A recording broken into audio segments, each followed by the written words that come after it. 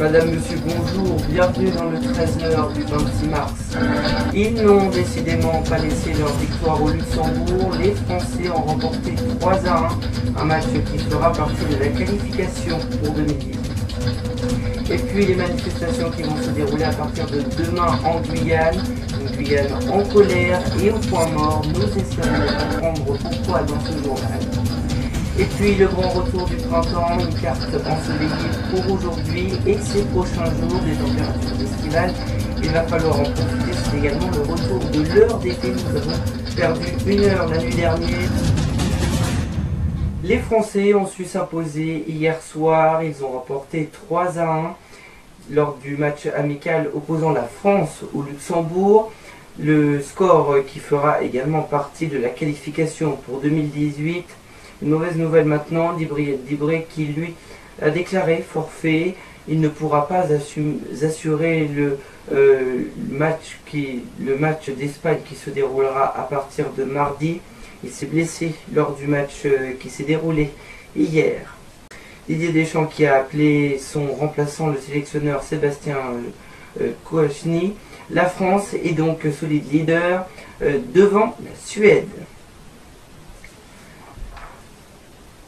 La délégation interministérielle envoyée en Guyane n'aura pas la tâche facile pour engager un possible dialogue face à la grogne sociale qui secoue le pays depuis plus d'une semaine. Les maires ont fait savoir qu'ils refusaient la rencontre de la délégation des syndicats. Ils ont également annoncé de s'adresser à des ministres. Je cite, « On pourra aller en Guyane lorsque les conditions seront unies et que les choses auront avancé », a déclaré ce matin la ministre des maires des Outre-mer.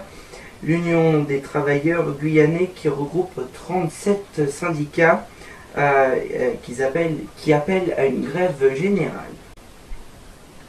On en vient maintenant à ces 3 interpellations qui se sont déroulées ce matin à Monaco et en France au lendemain du braquage de la bijouterie dans un quartier de principauté. Une grande partie du butin a été reprise.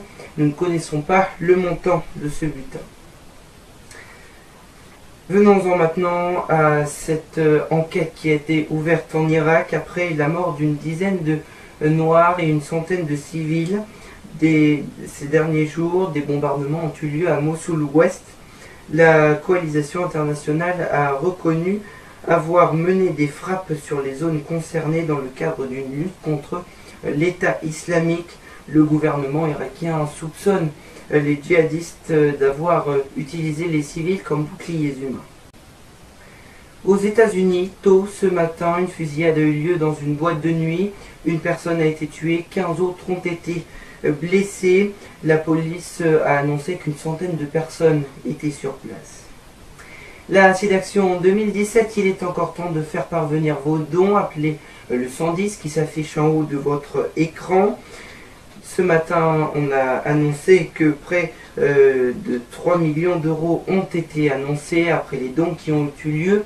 C'est un peu moins que l'an dernier au même moment. François Hollande, lui, est également en déplacement. François Hollande, lui, est en déplacement dans le nord-ouest de l'Asie.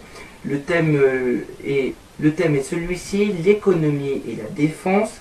Il va également rencontrer des chefs d'entreprise. Il sera aujourd'hui à Singapour, demain aussi. Mardi, il sera en Malaisie et mercredi, il sera en Indonésie, où ce pays n'a pas reçu de visite officielle des présidents depuis plus d'une trentaine d'années.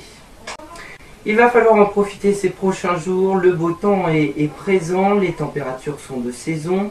Cette nuit, il y a eu également le changement d'heure. Nous avons perdu 1 heure de sommeil. Quand il était 2 heures en heure d'hiver, nous avons passé à l'heure d'été. Il était donc 3 heures. Nous avons donc perdu 1 heure. Et il va falloir donc profiter de ce beau temps et de ces températures estivales pour aujourd'hui, ces prochains jours qui vont se succéder.